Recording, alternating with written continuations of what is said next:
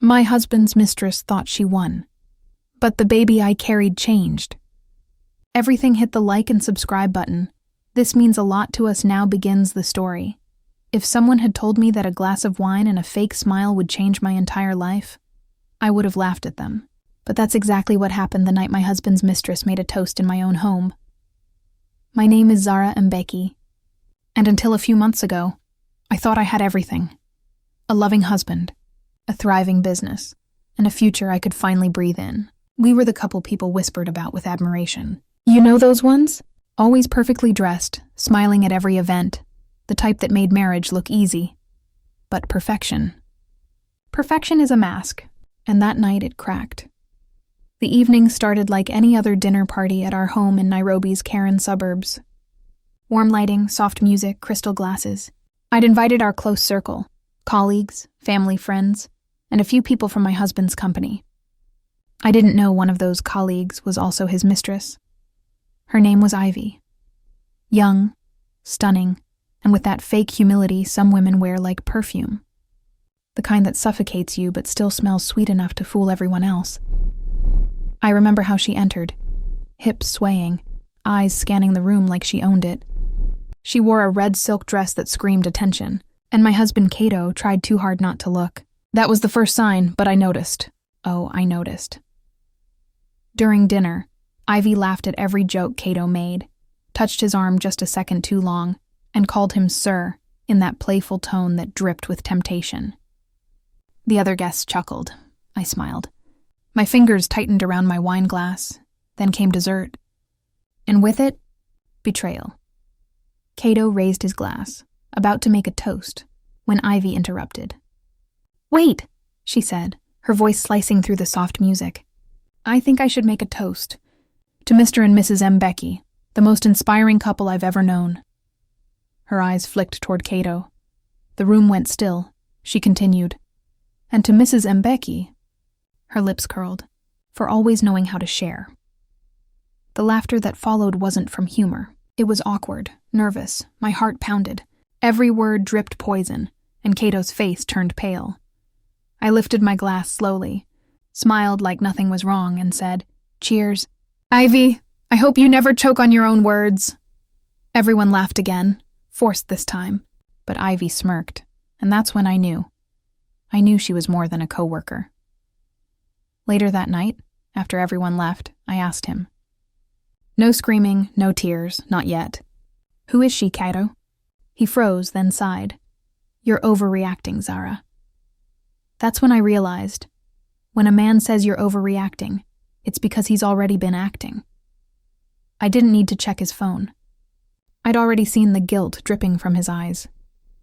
The next few weeks became torture. The silence, the late nights, the work meetings. And one morning, as I walked into his office at Mbeki Tech Holdings, I saw her, Ivy, sitting in my chair, the one reserved for the company's co-founder, me, Zara, she said, standing up, her tone syrupy sweet. "Cato didn't tell me you were coming. We were just discussing the expansion project." I turned to Cato. He looked like a man trapped between two fires, one burning his pride, the other his lies. I left without a word. That night, I packed my bags. I didn't cry. I just stood there, staring at our wedding photo. Two young dreamers holding hands, smiling at a future that would soon break them. But life wasn't done with me yet. 2 weeks later, I found out I was pregnant. At first, I thought it was some cruel joke from the universe. A parting gift from a marriage gone wrong. But then, something in me shifted. I decided I wouldn't tell him. Not yet. Not until I had a plan. Because if there's one thing my grandmother always told me, it's this. When the lioness is silent, she's not weak. She's waiting to strike. In the months that followed, Cato and Ivy flaunted their affair publicly. Photos of them at events, dinners, hand in hand like they'd built their love on ruins they didn't care to hide. People whispered behind my back. Some pitied me, others envied my composure. But what no one knew was that while they were celebrating, I was creating something that would outlive their scandal. See, I wasn't just a wife, I was also a biotech engineer. Cato's company was built partly on my research, something I'd been working on for years, a project called Nova, an innovation in genetic therapy that had the potential to change Africa's medical landscape. When I left, I took my blueprints with me. Every file, every line of code, every confidential formula, it was mine, registered under my name. While they laughed and planned their future, I was building mine, quietly, powerfully. And every time I looked at my growing belly, I whispered, "We'll show them, my baby. We'll show them both." Months later, on a rainy Friday afternoon, I received an invitation, a formal one. Cato and Ivy's engagement party.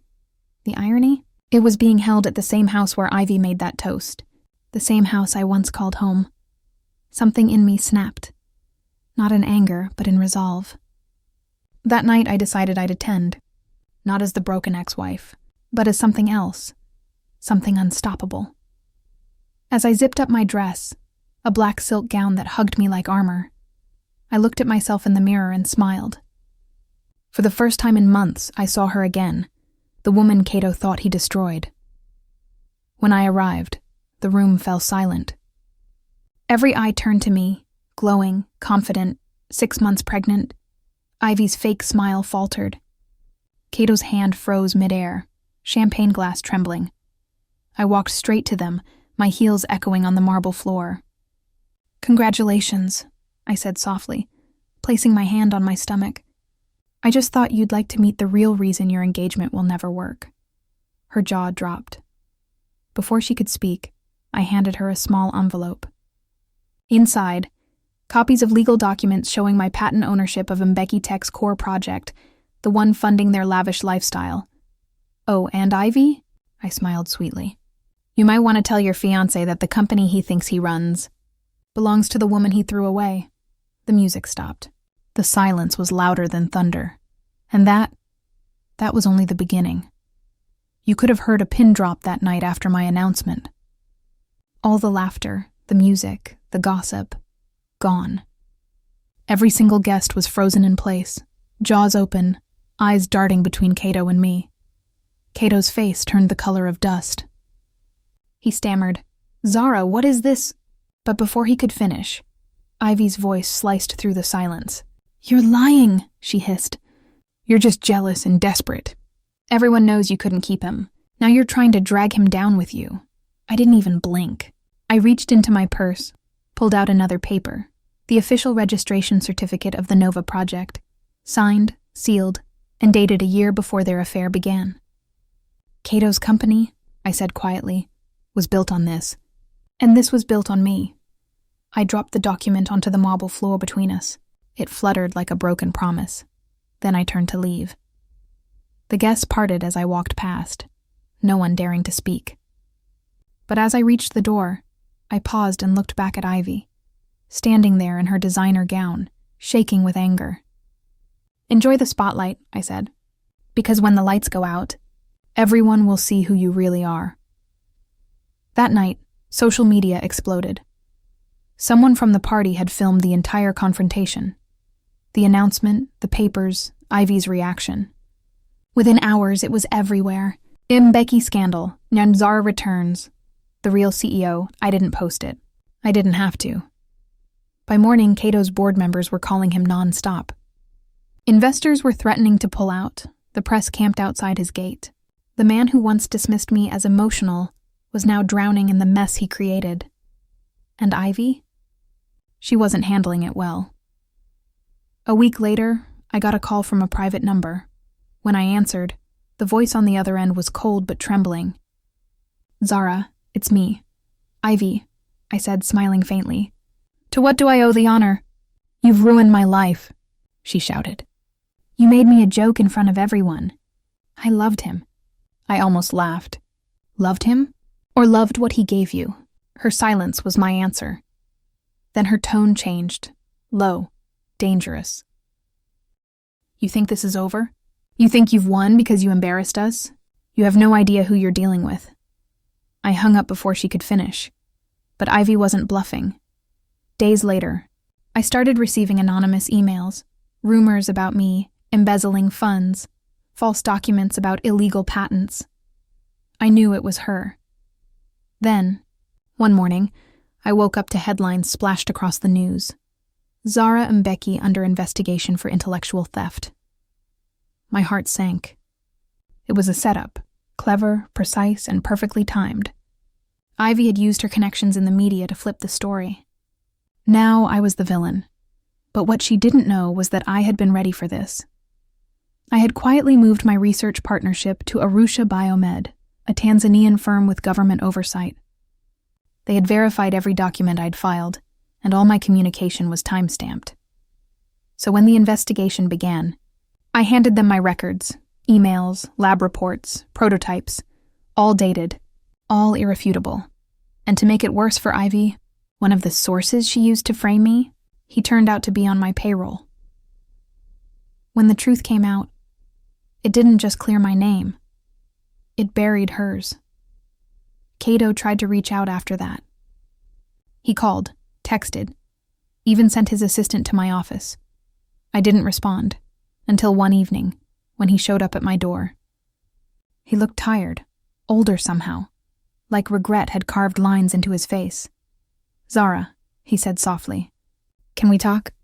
I folded my arms. "Talk about what? Your mistress? Your company? Or the baby you still don't know about?" He froze. "Baby?" The color drained from his face. I didn't say another word. I just turned and walked away, leaving him standing on my porch, haunted by the truth. Weeks later, Ivy's downfall hit harder. Her bank accounts were frozen after she was found leaking company secrets to a rival firm. Cato's board suspended her and forced him to take temporary leave. The empire they built on betrayal was collapsing brick by brick. Meanwhile, my small lab, the one I built from scratch, was growing. Investors from Europe and South Africa were suddenly interested. They called it a symbol of African female resilience. I smiled when I read that. They didn't know half the story. Then came the night that changed everything. It was raining again, just like the night of their engagement. I was sitting by the window, my hand resting on my belly, when my phone buzzed, a message from an unknown number. "Meet me at the old Mbeki headquarters tomorrow at 10. We need to talk. Please." Cato. I almost ignored it, but something in my gut told me to go. When I arrived the next morning, the building looked abandoned, echoes of our past trapped in every wall. I stepped inside cautiously, and there they were, Cato and Ivy, both waiting for me. Ivy looked rough, makeup smeared, eyes swollen from crying. Cato looked torn, guilt dripping off him like sweat. "Zara," he said quietly, "we asked you here because we need your help." I raised an eyebrow. "You need my help? After everything?" He swallowed hard. "The company is collapsing. Investors are pulling out. The only way to save it is if you come back, officially. You're the only one who understands the Nova system." I laughed, loudly. "Now you remember?" Ivy's voice cracked. "Please, Zara, I know I hurt you, but I've lost everything. I just need another chance. I loved him. But I see now he never truly loved me. For a moment, I almost felt pity. Almost. Then I said, "You know what's funny, Ivy? You thought you won because you had him. But I had something you'll never understand. Purpose." I took a deep breath. "You wanted war, but I built peace. You wanted Cato. I built a legacy." And before leaving, I turned to Cato and said, "Tell your investors they'll get their technology, but not through you. My new company launches next month. And trust me, you'll recognize the logo." That night, as I lay in bed, my baby kicked for the first time. And I smiled through tears, whispering, "We did it, you and me." Because in the end, Ivy's revenge had only fueled my rebirth, and my silence had been the loudest revenge of all. It's funny how quiet nights can feel the loudest when you're alone. Months had passed since that last meeting with Cato and Ivy. My belly had grown heavy, and so had my silence. I spent my evenings in the small apartment I'd rented in Lavington, overlooking the city lights that once felt like home.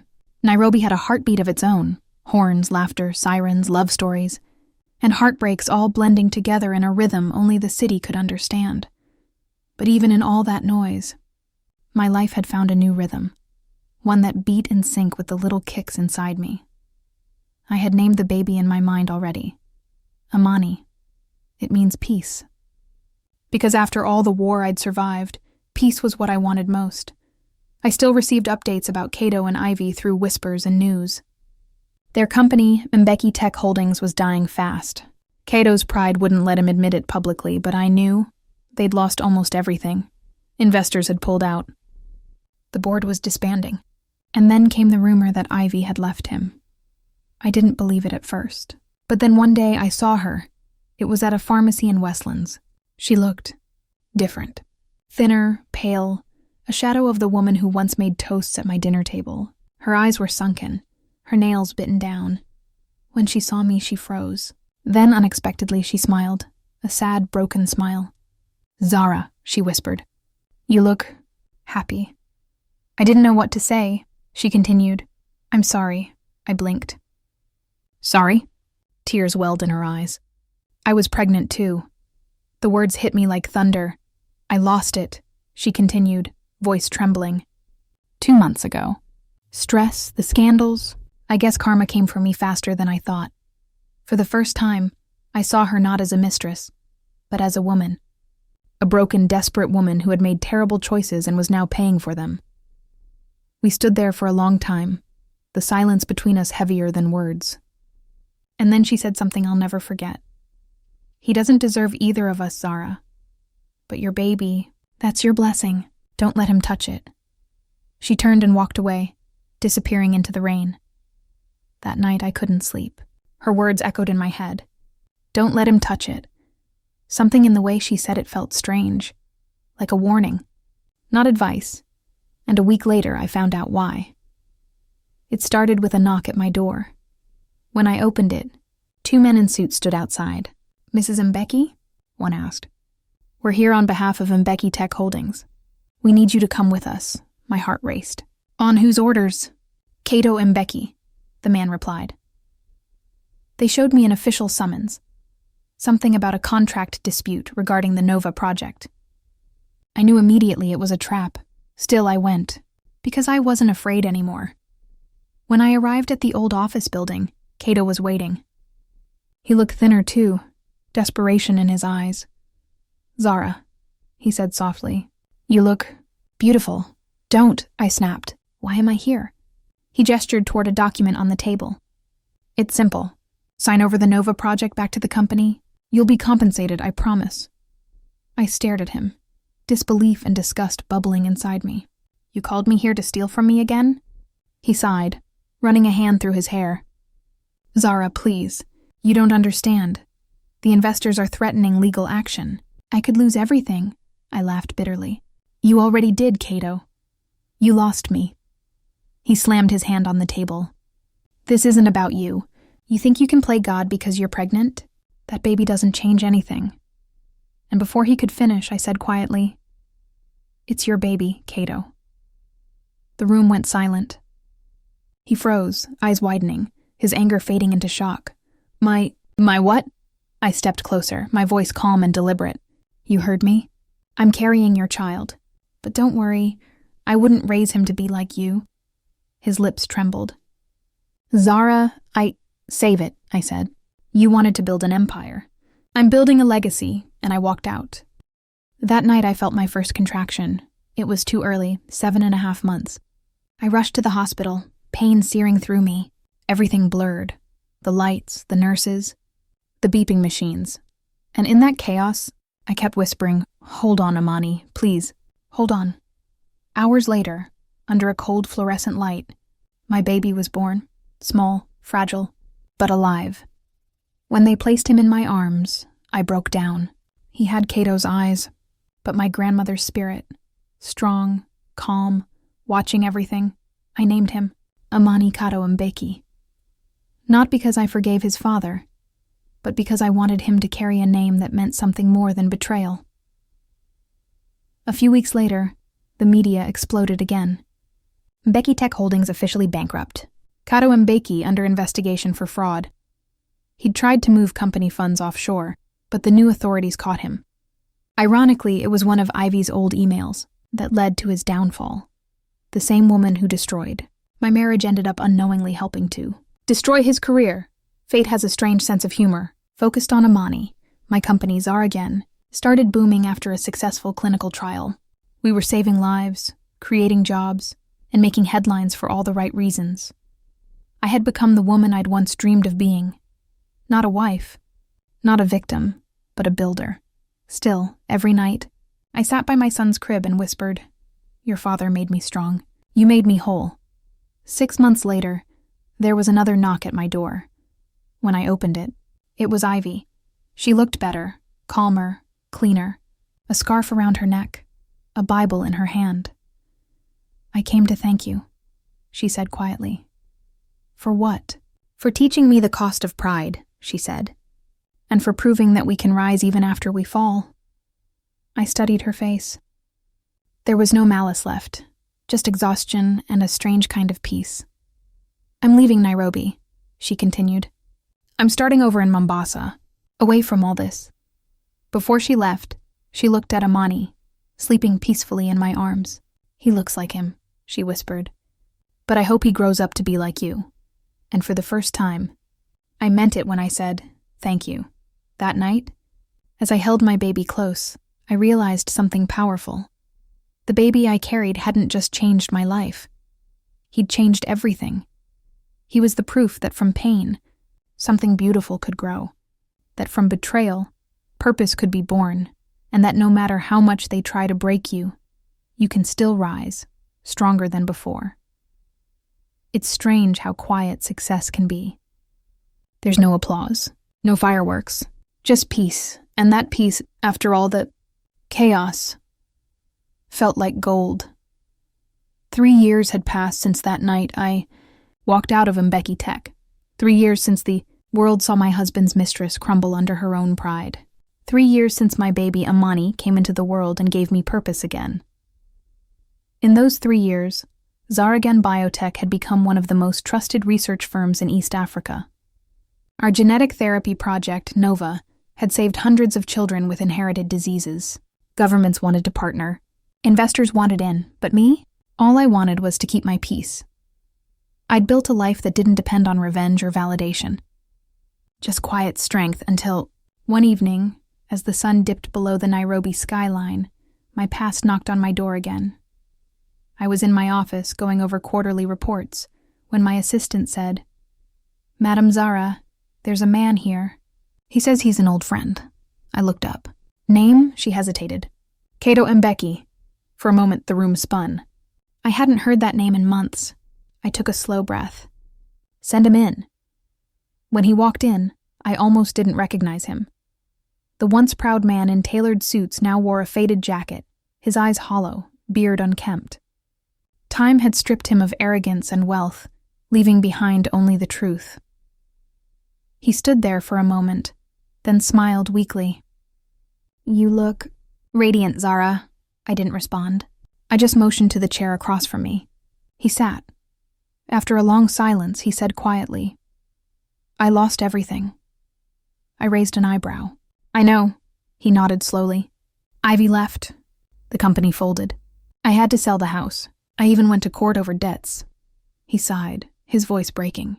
"You warned me, and I didn't listen." I kept my face still. My heart didn't race like it used to.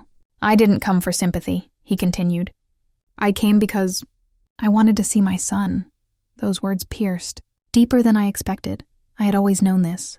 Moment would come, the day he'd ask to see Amani.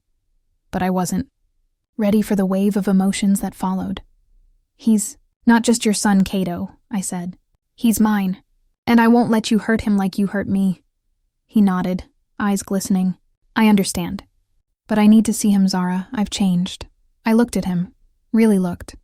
The man who once valued pride over love was gone. In his place sat a man broken enough to feel again. So, against my instincts, I said, "You can meet him, once, but you'll do it my way." The next Sunday, I brought Amani to the Karura Forest Cafe, his favorite spot. He was 3, bright, curious, full of laughter that made strangers smile. When he saw Kato, he hid behind my leg, shy. Kato knelt, tears filling his eyes. "Hello, little man." Amani peeked up. Are you Mama's friend? Cato smiled sadly. Yes, I'm someone who used to know her a long time ago. Amani tilted his head, studying him. Then innocently he said, You look sad. Mama says sad people need hugs. Before I could react, my son wrapped his tiny arms around Cato's neck, and Cato, the man who once ruined us, broke down completely. He sobbed into his son's shoulder like a child. I watched quietly, my throat tightening, because in that moment, I realized something. I wasn't angry anymore. After that day, Cato visited occasionally, supervised, never alone. He didn't ask for forgiveness again. He just showed up, quietly, helping when he could, bringing books, toys, sometimes just watching from a distance. It wasn't love. It was closure. One evening, after Amani had gone to bed, Cato lingered by the door. Zara, he said softly, I know I can't change the past, but if there's any way to make things right, I interrupted him. You can, by being a good father to him. That's all I ask, he nodded, tears shining in his eyes. You've always been stronger than me. I smiled faintly. No, Cato. I just learned earlier than you that love isn't about ownership. It's about choice. A few months later, I received a letter in the mail. No return address. Just my name, written in familiar handwriting. Inside, a single note. Thank you for giving me a reason to become human again. I'm leaving the country, a new start. Tell Amani his father loves him, always. K. I read it 3 times, then folded it gently and placed it in Amani's memory box, right next to his first hospital bracelet and a photo of my grandmother. Because even if he'd failed me, he had finally learned what love really meant, to wish someone peace. Even from afar, years passed. Amani grew fast, curious, brilliant, and endlessly kind. He loved science just like me. Sometimes I caught him in my lab, tinkering with circuits or asking deep questions about genes and light. One evening, when he was about 7, he looked up at me and asked, Mama, why do people hurt people they love? The question froze me. I sat beside him, brushed his curls, and said, Because some people don't understand that love isn't about taking. It's about giving. And sometimes, the best way to love someone is to let them go. He nodded slowly, thinking deeply, far beyond his years. Then he said, I'll never hurt anyone like that. I promise. And I believed him. Years later, when Zaragan won the Pan-African Innovation Award, I stood on stage in front of hundreds, lights flashing, cameras rolling. As I held the glass trophy in my hands, I saw my son in the audience. Clapping proudly, I smiled and said into the microphone, This isn't just my story. It's the story of every woman who's ever been told she's not enough. The story of every wife who was broken but rebuilt herself. And the story of every mother who turned her pain into purpose. The crowd rose to their feet, and in that moment I didn't see Cato or Ivy or betrayal. I saw victory. Quiet, elegant, and entirely mine. Later that night, as I sat alone in my office, the city lights reflecting off the window, I whispered to myself, They thought they won. But love, real love, never loses. I glanced at a photo of Amani on my desk and smiled. He was the proof of that truth. The baby they mocked. The baby they didn't want. The baby who changed everything. Sometimes God doesn't end your story when you're broken. He ends it when you've learned to build something beautiful from the pieces. Don't ever let betrayal define you. Let it refine you. Because one day, the same pain that broke you will become the reason someone else survives.